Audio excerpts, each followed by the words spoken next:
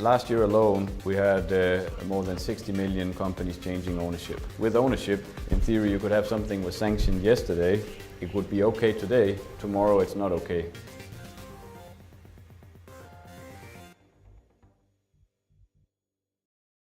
Hi everyone, today I'm here with Anders Rodenberg. He's the head of America for Financial Institutions and Advisory for Bureau van Dijk, now Moody's, out of their New York office. So first I want to start by talking about this OFAC 50% rule. It's so important, especially in the geopolitical climate that we're in. But just for the viewers, can you give a high-level overview of what is the OFAC 50% rule? Yeah, no, certainly. So basically, we are talking about all the entities that are owned with more than 50% by either an individual or an entity on the OFAC list. Those companies that are owned with more than 50% are as sanctioned as the individuals or entities on the actual list. It can get a bit complicated, but in theory you can be owned with 50% either direct, indirect, via cascade down effect or aggregation. But the real big one is the aggregation rule. It created a big outcry in the industry with the famous, or now famous, updated guidelines from OFAC in August 13, 2014, where essentially it says that even if a person has less than 50% shareholdership, but another sanctioned person also has a share in that company and they're both on a sanctioned list, in aggregation it comes out to more than 50, then that is per definition as sanctioned. Because in theory you can have situations where you have a 48% ownership and someone owning a 3% ownership share in that. That is what makes it sanctioned. So in theory, we could start calling it the 1% rule because you have to account for all types of ownership. Last year alone, we had, at least according to some of our data, more than 60 million companies changing ownership. That evolves to around 200,000 a day, 9,000 an hour to a second. So while we've been sitting here speaking, all of this change. And again, this is where the OFAC 50% would really have changed sort of the nature of sanction compliance. Because before you could say it was very much like a science. You were either on a list or you were not on a list. It was more straightforward or like math. Whereas I studied political science, but it was always, on the one hand this, on the one hand this, and like politics. And this is maybe how we could classify sanction compliance a little bit more today, because with ownership, in theory, you could have something was sanctioned yesterday. It would be okay today, tomorrow it's not okay. And it is a bit of a scary situation when we are looking at the fines we're looking at, when we're looking at the scrutiny, and also again, really sanction politics is of course, or restrictions is an important tool. There's a reason why they're in place. It's because we want to make sure that certain individuals or entities do not get any money or do not get what they want. Who has to comply with this? Yeah, so essentially it's anyone who falls under the OFAC jurisdiction. But in theory it's everyone that has anything to do with US companies or individuals and activities around it on a high level. So what else makes it tricky to comply with this rule? Yeah, we can discuss a lot of things around this and we probably will.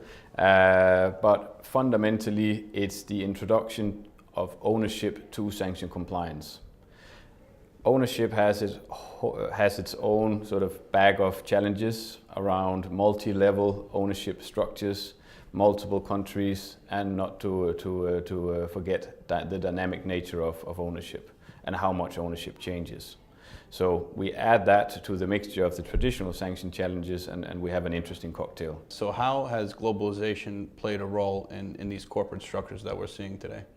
Yeah, so essentially, because companies today trade more and more globally, they have to set up shop in other countries. Also with digitalization and all the other things that are happening in the technology industry, makes it possible for even small and medium-sized companies to engage in global trade, where again, go back 50, 100 years, you had to be a big company to do that.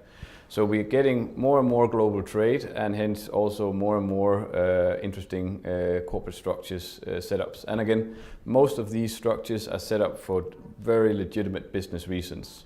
Of course, it could also be for tax purposes, it could be for protection of IP. There are many reasons to set up complex structures. Right. And of course, then there are a few people with a criminal intent. Right, that makes sense. So can you give the viewers an example? How complex can some of these corporate structures get? Like, what have you seen?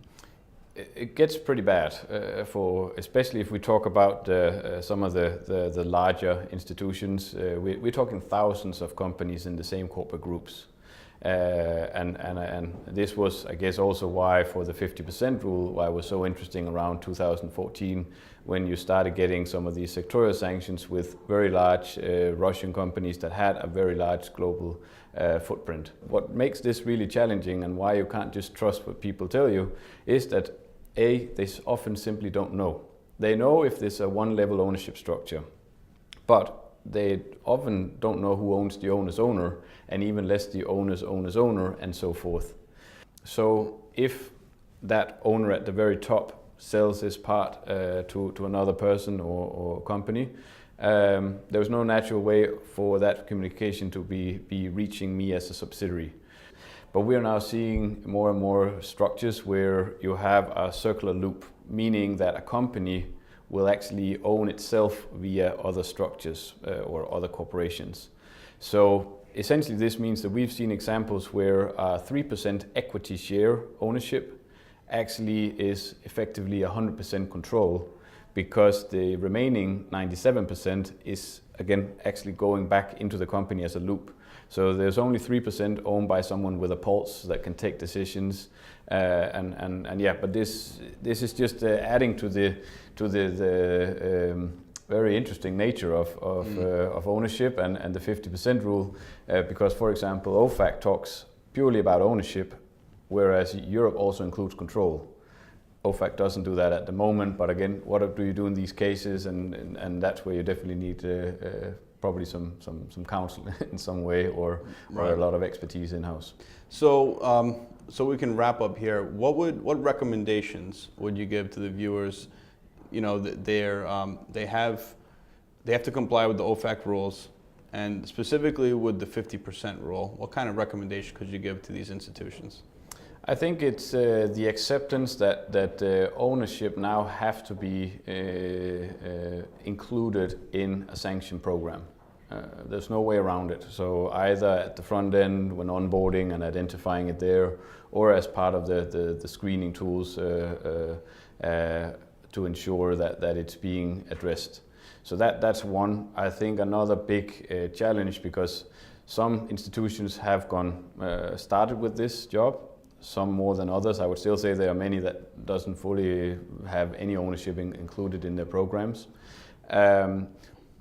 But the whole manual versus automatic approach around ownership is another very important point to start acknowledging, that even if you want to start doing some of this, if you do it manually, you're going to hit a lot of roadblocks because of change.